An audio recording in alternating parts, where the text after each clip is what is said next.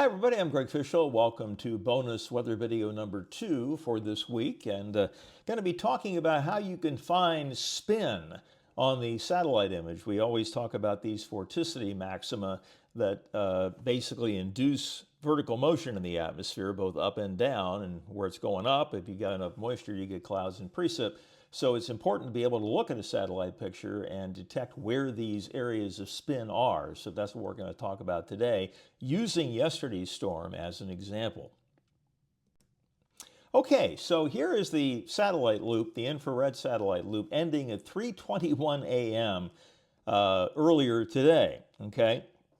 And I talked about the fact that there was going to be a sharp back edge to the clouds because of the fact that the back edge was right along the axis of the jet. So as soon as the jet got by you, then the clouds went bye-bye along with it. So that's what it looked like. So now let's go to the last frame and basically freeze it.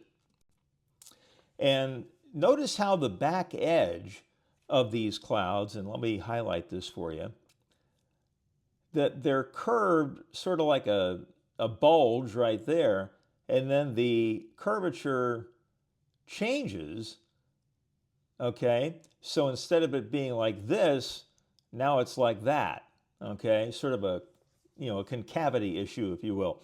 So with that in mind, let's move on ahead here. Now, this is the 500 millibar vorticity analysis at 3 a.m. last night, so only a 20-minute deviation from what you saw in the satellite image. And when I actually did a pixel query on all of this, the maximum value was right in here, okay? So that's where I'm putting the vorticity maximum, okay, based on that analysis. So now we have to consider one other thing before we move forward. Vorticity maximum are always on the poleward side of the jet, or the cold side of the jet, all right? And here's the reason why. So right in the middle of the jet stream, you have the strongest winds, and both north and south, or above and below that, the winds are lighter, okay? So what ends up happening is that shear, if you will, or the change in wind speed, creates a counterclockwise circulation to the north of the jet and a clockwise circulation to the south of the jet. And so they spin in opposite directions depending on what side of the jet you are on. So north of it, you have a counterclockwise circulation, which is basically what vorticity is, okay? And so as a result of that, or at least cyclonic vorticity matches up with that, and anticyclonic vorticity on the south side of the jet. So if we go back to our satellite image,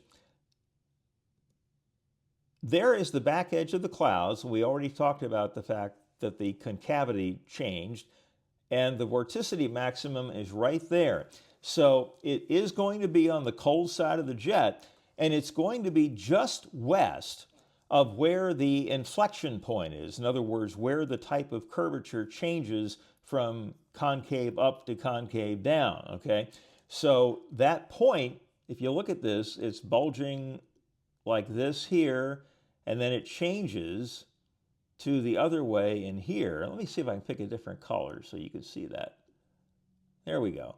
So it's curving the one way here, then it changes to the other way here, and basically the change in inflection is right in here. So you look just west of the jet, or just poleward, if you will, of the jet, and right where the inflection changes, that's where your vorticity max is going to be, on the cold side of the jet and just above where the inflection point, or where the inflection changes, or the concavity changes from up to down.